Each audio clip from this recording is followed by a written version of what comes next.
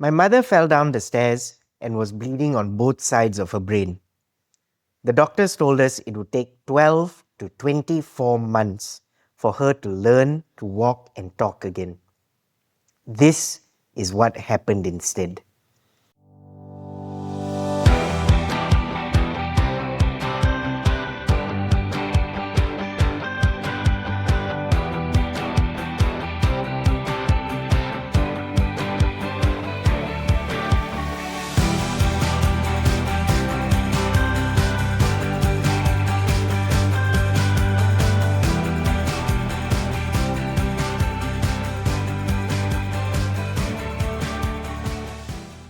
So today's episode is going to be a little different.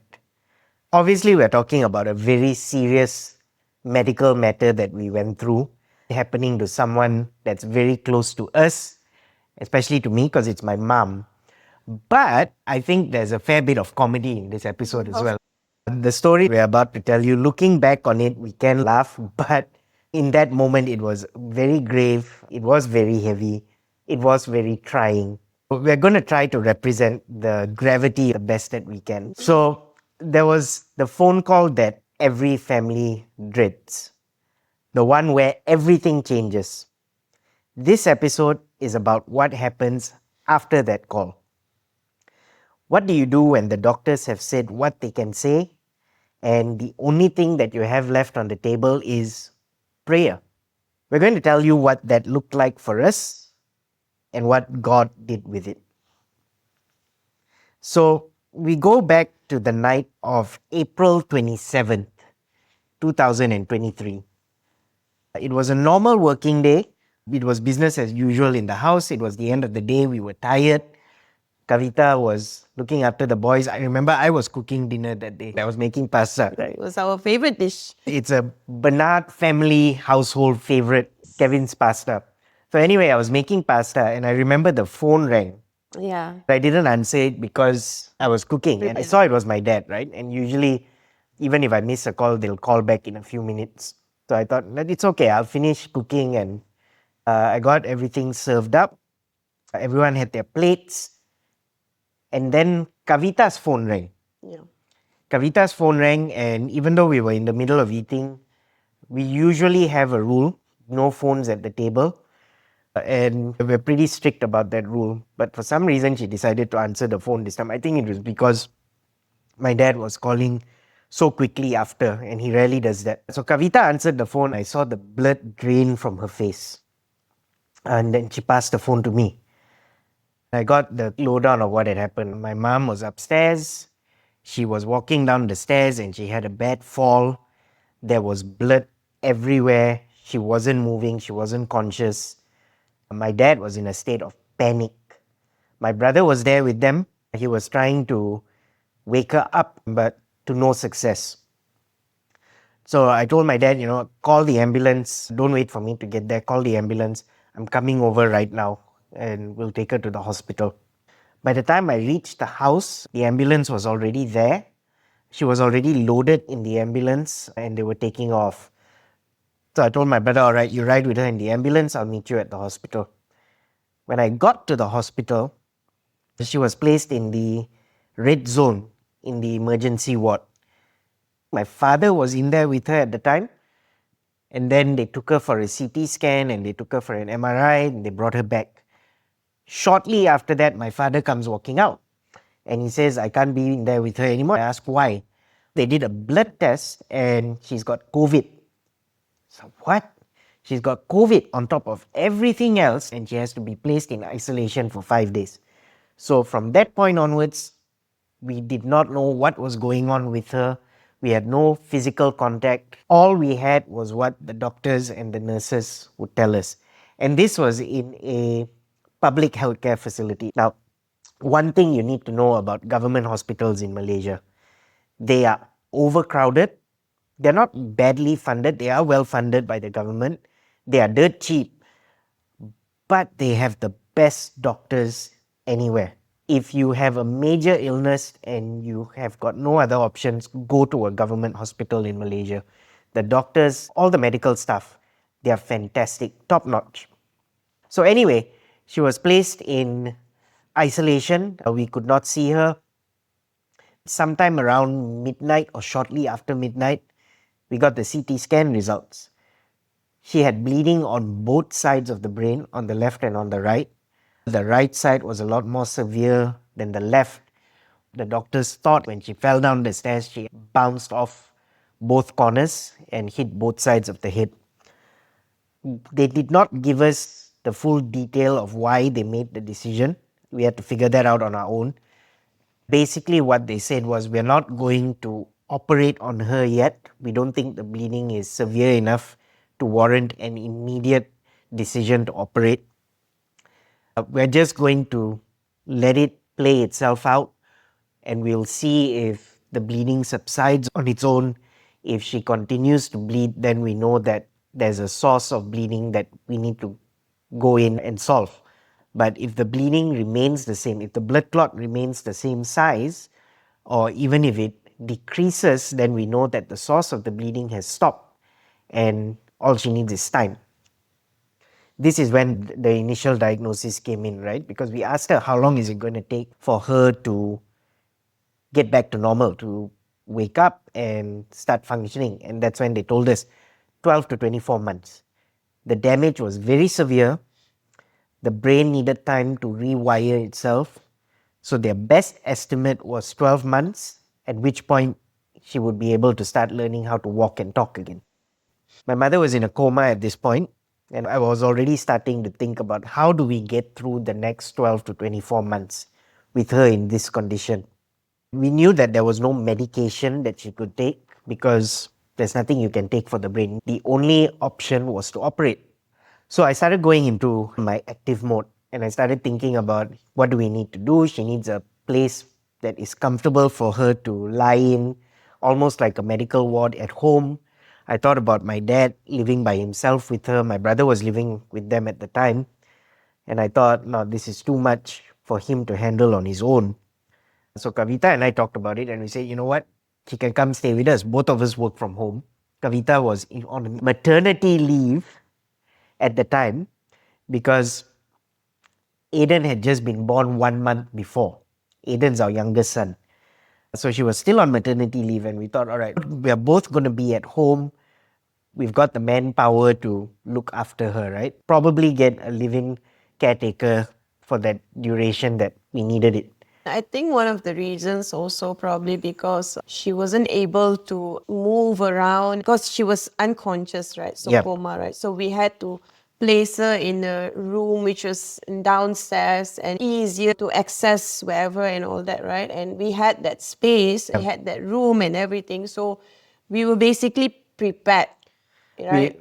I won't say we were prepared. We could Yeah. accommodate the situation fairly easily. Exactly, yeah. Plus, both of us were always at home. Yes, That was a big yes. factor. But my dad was in denial. I think for him, if he admitted that she was going to go on this 12 to 24-month road to recovery, he would have to accept the condition she was in. And he refused to accept that. He kept saying things like, no, when she wakes up, she's going to want to go home to her own house. She's going to want her own bed. And I kept telling him, but she's not going to wake up right now. He's like, no, we will wait and see. That's his favorite line, right? We'll wait and see. It annoyed me to no end. But that's what he kept saying. We'll wait and see. We'll see what the doctors say. We'll see how she is when they let us go and see her. We'll wait and see. And I was saying, what if after 5 days they say, it's time for you to take her home? There's nothing else we can do here. What are you going to do? We've got to be prepared. We have a room, but we don't have things like a hospital bed. We don't have a caretaker. How are we going to move her from the hospital back to home? 1,000 things needed to be sorted out, and that takes time. And I said, we can't be making those decisions at the last minute. But he refused because he just could not accept something like that happening, the reality of the situation that was happening to my mom. 5 days later, they let us go and see her. She was in a room all by herself. It was isolated. There weren't even windows for us to look into through the door. My dad was in the hospital first. We were still at home because we were attending to the boys and Aiden especially. And again, the phone rang. and he was in shock. I still remember his words. There's no way we can take her home in this condition. And I said, what do you mean? And I said, the doctor said they're discharging her. They want us to take her home. She's not been washed. She's not been cleaned. She's just lying there. And we can't take her home like this. I could have played the blame game. I could have said, I told you so. But I looked at Kavita and I said, we got to go there now. So we went over. Kavita and I went over. And when we walked in, it was as bad as we thought. She was covered in blood. There was even blood in her teeth, remember? And she had bed sores on her back because she had been lying down. I don't say this to discredit the care she was given in the hospital. As I mentioned, they are overcrowded, they are understaffed. Nurses can only do so much, and keeping a patient clean instead of alive is a second priority. So I looked at her, my brother was there, my dad was there. They were both clearly in shock. They did not know what to do. Action Kevin made an appearance. I looked at Kavita and I said, are you alright to stay with her and get her cleaned up? And then I'll go back and I'll get the house ready. And Kavita said, okay, no problem. And then I looked at my dad and I said, I need to go home. I need you to be okay because I'm going to go take care of everything. And he said, all right, fine. So the next 24 hours was a mad scramble. Kavita did her thing. If you listen to episode 1 and I told you about Kavita's thing, she did her thing with the hospital. They said, look, we can't take her back today. That's what you told them, right? Yeah. You asked for another day and they said, all right, fine, you can keep her for another day, but you've got to take her home tomorrow because bed space is precious and there's nothing more we can do for her here. I went back. I had to move furniture around while looking after a 1-month-old. There were deliveries. I had to frantically look for a caretaker, and thank God we were able to find one at the last minute. So many things that I had to get sorted out, but I got that sorted out. And that night, Kavita, I still remember she came home at almost midnight, exhausted. Remember, she had just given birth a month earlier, but she had been with my mom the whole day. She came back and she said, all right, we're all set for tomorrow. There were 1 or 2 things that were going to get sorted out in the morning, but more or less we were ready. But Kavita, at that point, Aiden was 1 month old and you were still on maternity leave. When I turned to you and I said, can you handle this part of it while I go handle the other part? What was going through your mind? So when you talk about action Kevin, so I was action Kavita at that point of moment. We missed out a part in the hospital where your dad and your brother was shocked, remember? Yeah. They were looking shocked, and I still remember your brother, Keith, he was saying that we gotta get her home, like a nursing home. Yeah. Those kind of things, and she needs a special care. Someone, because she was on tube, right, on a feeding tube. You need someone who is specialized in that, who knows how to feed through the feeding tube and all that, and turn her every now and again so that she don't get bed sores. He was going on and on about it, I remember.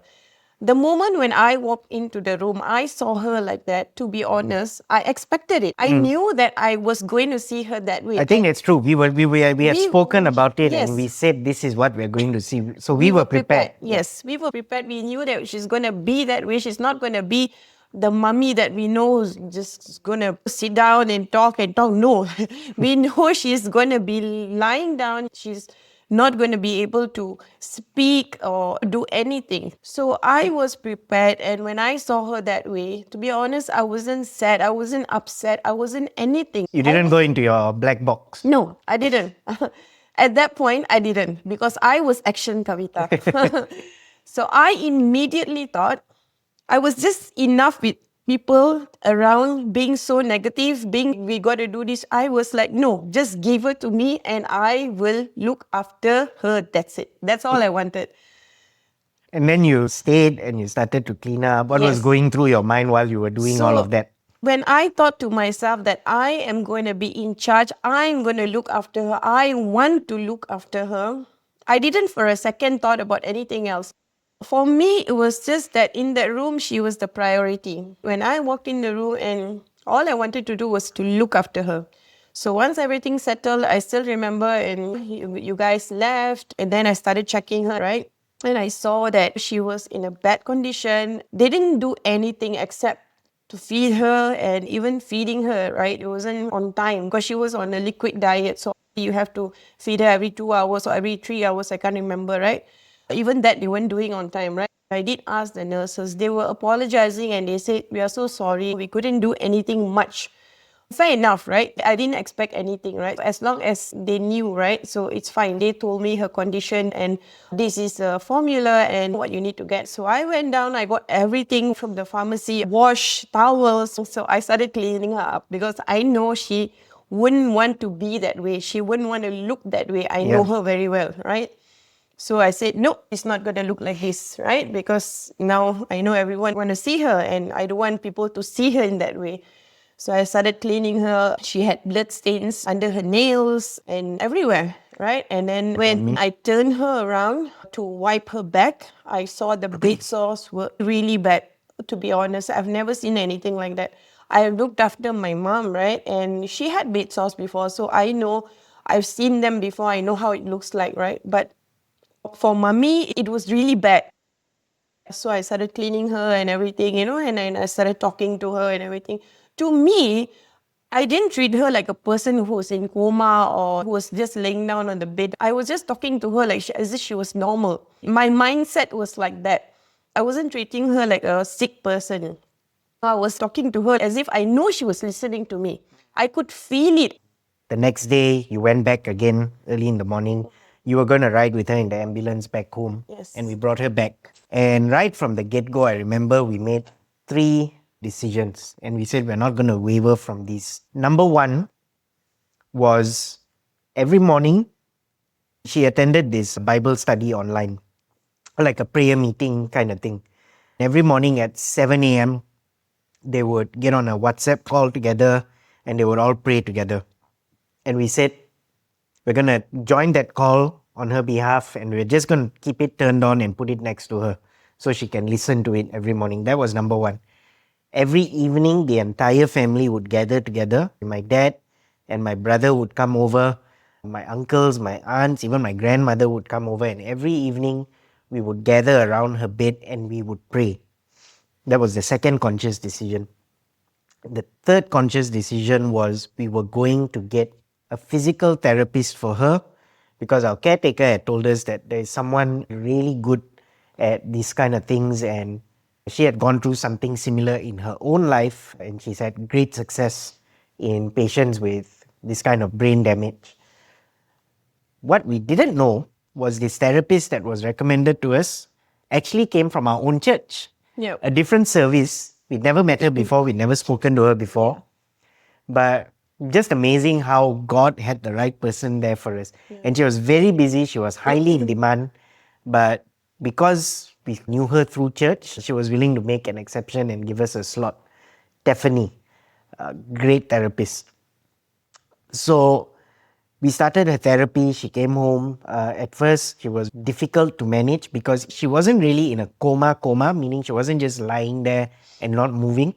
Her eyes were closed. She was not conscious, but her hands would still move. It's like a dream state. And the one thing that she kept doing was pulling out her feeding tube. That was the hardest. We kept putting the feeding tube back in, and every night, as soon as she would realize her hand would move and pull it out again, No, couldn't do it ourselves to put the feeding tube. We had to call a doctor. To do it because it's dangerous to pull it out, and we didn't know how to put it back again. Every time she did that, we had to call Doctor. a family doctor, and he was so kind enough. He said, "It's okay. I will drive to your place." He doesn't do home visits, but for us, he did. He made an exception. He said, "It's okay. I will do it for you," and he came. He rushed and he fixed it and everything. But what we started to realize was that the constant removal and reinsertion of the feeding tube was damaging her throat. So that was something else to worry about. And the initial medical advice that we were given was restrain her, tie her hands to the bedpost. We did that for a day and then I said, if she wants to eat, let's just feed her. That's how she got off the feeding tube. We went against medical advice and Kavita would sit there and feed her with a spoon, with formula, soup, whatever it was, but we'd feed her to a spoon. It was hard going at first, it wasn't easy. But eventually she caught on and she learned and she started to eat with the spoon. But one more thing happened, right? The moment she came back, we started getting all the phone calls and all the different medical advice from the non-medical professionals. Why are you just keeping her like that? Why don't you take her to go see another doctor, get a second opinion? You cannot just leave her like that. She needs surgery. The call to send her to a private facility was very strong. People did it with good intentions. They could not see her in that condition and they wanted to do something active that would get her better sooner. We did send a report to a few different doctors.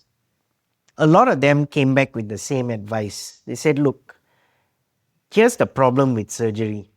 The moment you operate on the brain, that part that you have cut into is damaged forever. The brain is the one part of the human body that does not regenerate itself. So the advice was be careful before you make that decision. Think very carefully about whether it's the right decision to make. You have no idea. In that moment, I felt so pressured to do something because so many people were telling me to do something. I think you felt judged as well. Everyone was just judging you Yeah. based on the decision that we made Yeah. because we thought it was the right decision and we knew it was the right decision based on the faith that we have. Yeah. We brought her back home, and when the phone calls started coming, I still remember when you sat down at night and at one point you broke down and you asked me, am I doing the right thing? Yeah, I remember that you, night. You were questioning yourself. Yeah. And I looked at you, I've never seen you so defeated, questioning yourself. I never questioned You myself. never question yourself. You've always had a strong stand into whatever decisions that you make, you know that it's right. Because before you make that decision, you consult with God. And God says, this is the plan, go ahead. And I know that based on that, you go ahead and do it, right? Yep. But this time you were influenced by so many voices, people judging you. And I felt at one point,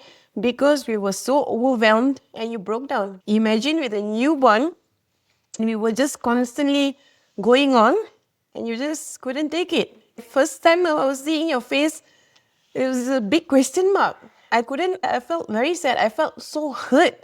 I remember I just gave you a hug and I said, it's okay, you are doing the right thing. That meant a lot to me. I needed that. It was that hug telling me it's okay. That meant a lot. I remember praying about it. I remember seeking God's counsel. And the next day, I remember I came and told you, you know what? There's a reason why God has not given us an avenue of medication for her to get better. There's a reason why God has not given us an avenue of surgery to help her get better. The reason why God has closed off all these other doors is so that when the miracle does happen, we will have no one else to credit but God. Remember that? He wanted to know that it was all him. So when the therapy started about a week after she came home, we immediately started noticing improvement. She was reacting to the therapy. Now the therapy was painful, right? She would be twisted and turned in all kinds of angles. And when we asked Stephanie why, she said, we have got to trigger the neurons in the brain. We have got to make sure that it's sending signals that wake her up. And pain was the best way to do that. So it was a very painful thing. And we would sit there and Mummy would cry out and groan. She was still eyes closed, but she would cry out and groan and say, pain, pain, but the eyes would never open.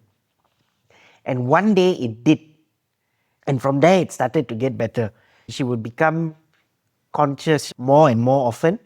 She still couldn't move on her own. She was still confined to the bed. But the improvements started coming gradually.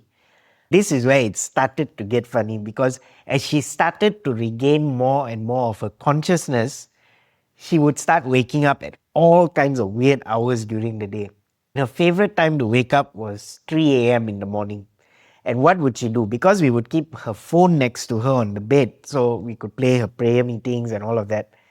The first few nights when she woke up, we found out that she was actually making phone calls to people. She was still very much like in this sort of fugue state, but she would call people and she would start talking to them about work. And I remember there was one man, Mr. Nagapan, She called him at 4 o'clock in the morning and ordered a traditional Indian meal, right? I want my rice, I want my rasam, and all the way from this town far away. And the poor guy thought she was serious. He was worried about her. He went and bought all of that food and showed up before 8 o'clock the next morning and said, "Your mom wanted this, so I bought it for her." But she was getting better and starting to get mobility as well. And I also remember one morning, 4 o'clock in the morning, she gets up, she walks out of her room, opens the door. We had a sliding door at the side of the house that goes into the garden. She opens the sliding door, she walks into the garden, and Kavita was asleep in the hall that night. I think she was just so exhausted, she just couldn't drag herself to bed. I was with Aiden upstairs. She saw my mom walking out and she goes out at 4 o'clock in the morning. Tell us what happened. We wrestled a bit, to be honest. Mommy, if you're listening, you would not remember all this, but it was fun doing something like that at 4 a.m. in the morning. I don't know whether neighbors heard it or not, but we didn't get any complaints. So your mission was to go home. That's what you told me. She wanted to walk home. And I asked, how are you going to go home? She said, I'm going to walk home. So I was like, do you know where you are? Yeah, I'm in Cyberjaya. Okay, fine. So do you know where you live? Yeah, I live in Puchong. How are you going to go home? I'm going to walk. I was like, okay, fine. To be honest, I was so exhausted. I was so tired and I couldn't think. I was so angry, to be honest. I was like, Mommy, please go in. It's 4 a.m. You are not going anywhere. So please just go in. And she refused. I had to pull her hand. I had to wrestle with her. I had to get her back into the house. And I don't know how I did it, but I just wanted to get her in the house. That's it. So there was a WWE women's wrestling match that night What happened, to be honest? First time in my life. between two very strong-headed, independent women. But thankfully that night Kavita won.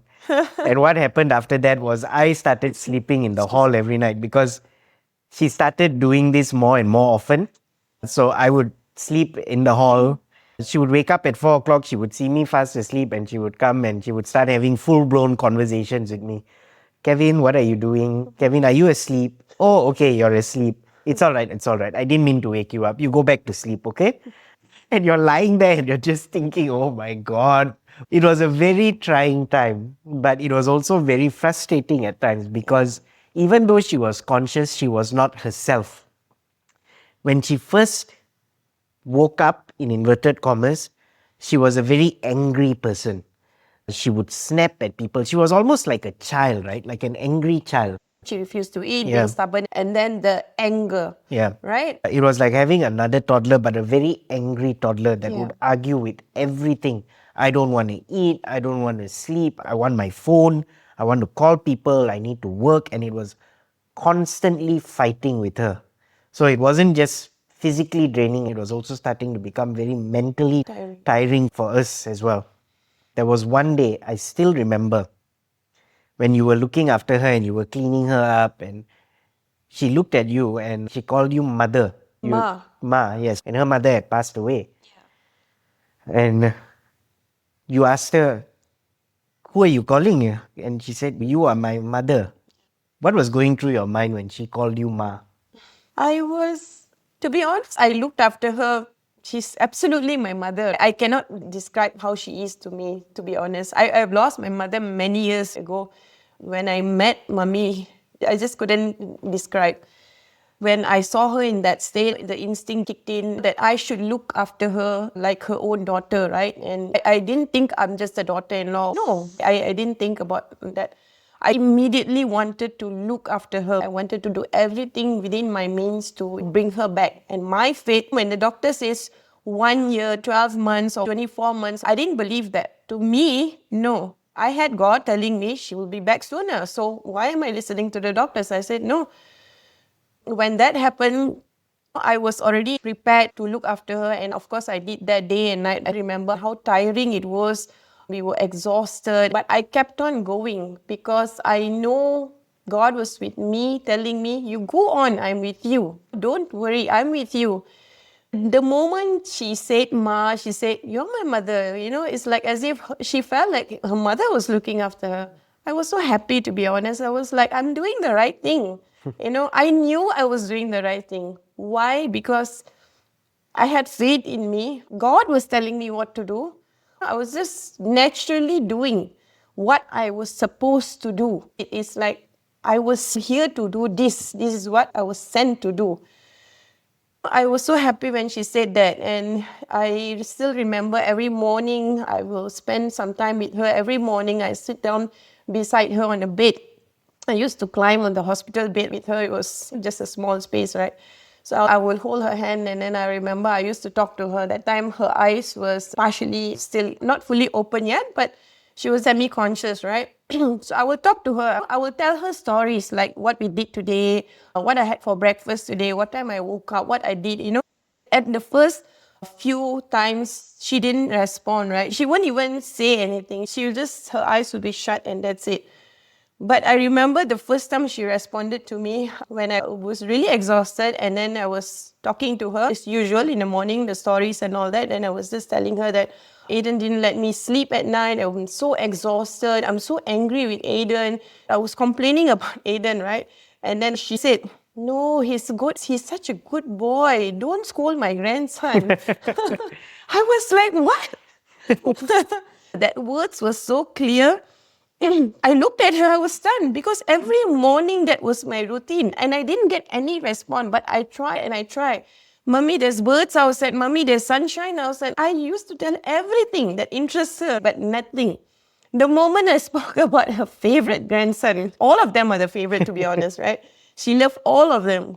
And the moment I talk about the grandson, and she's, "No, he's such a good boy. Don't scold Aiden. It's my grandson." I just looked at her and I was like, oh my God, this is what I wanted to hear. A response, a word, whatever you say. I just wanted to hear her voice. I missed that.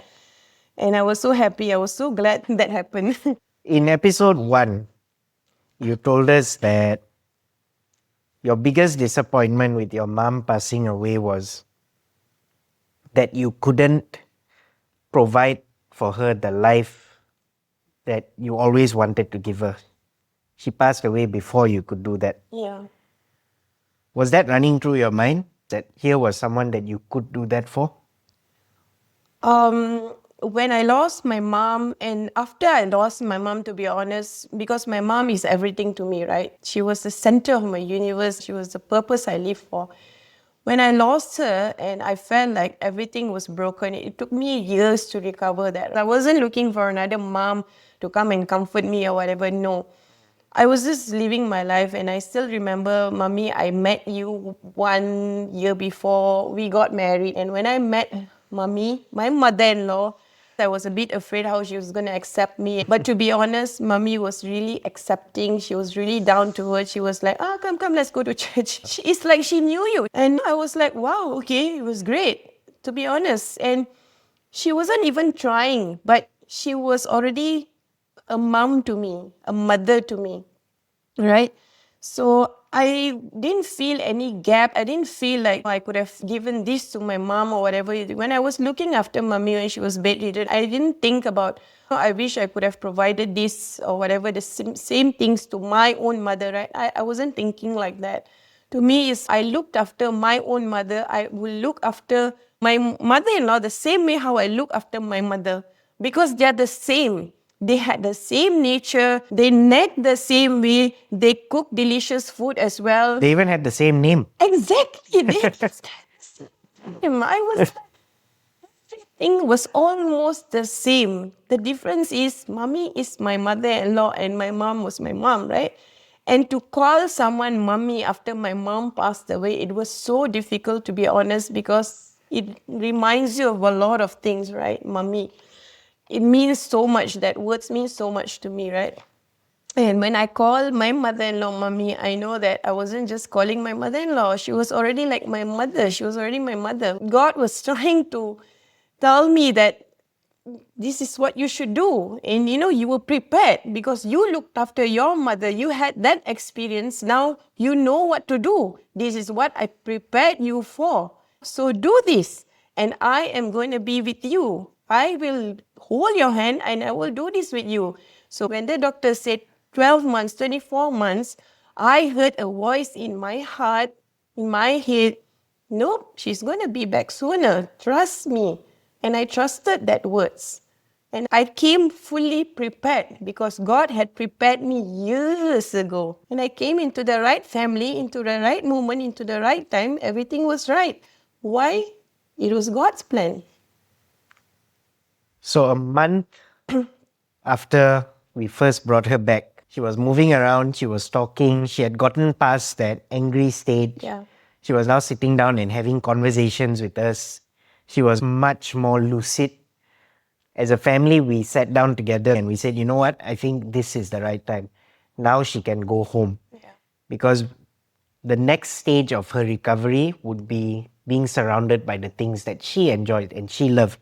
Her own home, her garden. She loves her garden. Her pets, her dogs and her cats. So together with my dad and my brother, we said, all right, it's time for her to go home. She left us and went home a week before the CT scan was scheduled. The day of the CT scan, she went in. She walked into that doctor's room and the doctor was shocked. He was expecting someone to get wheeled in on a hospital bed. But here she was walking in. None of us needed to talk to the doctor on her behalf. She had the conversation with him. She answered all his questions. Immediately, he wanted to do a cognitive test for her to make sure that she really was sharp, and she passed it with flying colors. And the doctor was shocked. He said, I never would have expected this. When she came back and she told us that, he said, this is why God said, no surgery, no doctors, no medication. All you had was prayer. And prayer is what saw you through. As I look back, there were a few things that I learned as well. Number one, that active mode is a gift from God. This was one of the rare times that both me and Kavita kicked into active mode. But what we also learned is that just because we are in active mode, there's only so far that it can go. In the last episode, when we were talking about Jaden, there was a limit, the day of the surgery. Everything was out of our hands. Active mode couldn't help us anymore. So it is a gift from God, having that ability to immediately take charge of a situation. But there also will come a time when you cannot control the situation anymore. And that is when you know that God is the one who is working. God also sends people. Stephanie came out of nowhere, a church member that we never knew. Kavita being there in my deepest moment when I was most down and I needed that hug and that reassurance. God sent the right people to me at the right time to get me through it. And God also sometimes waits for you to run out of options. We were out of options. We did not have anything left to fall back on. All we had was prayer. And those evenings when the family gathered together and we prayed, I still remember that was when we first discovered that Tristan could pray. Tristan is our eldest son. And Tristan would say, I'm going to start praying. And he would pray and he would lead the whole family in prayer. Remember, we're a pastor's family. My grandmother was a pastor's wife. And Tristan would lead us in prayer. And till today, Tristan still leads us in prayer every night. If you give him a chance, he can give you a sermon. Yeah. We call him Pastor Tristan. Yeah. Sometimes his prayers feel like sermons, but don't tell him that. But yeah, a child's prayer, it's that powerful because I still remember the boys especially would surround her and they would go to school every morning. Before they go to school, they make a point to go to her room and tell Mima, we're going to school, get well, feel better, and then they will say a short prayer before they leave.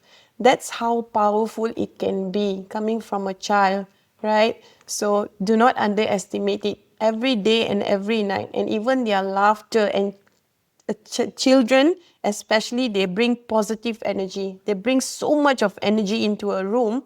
That was one of the reasons we wanted to bring her back with us. So whatever that you can do, laughter and those kind of things, right? It should be impactful to the person who's just laying down there like that. And I didn't prepare this before, but as you were talking, this just occurred to me.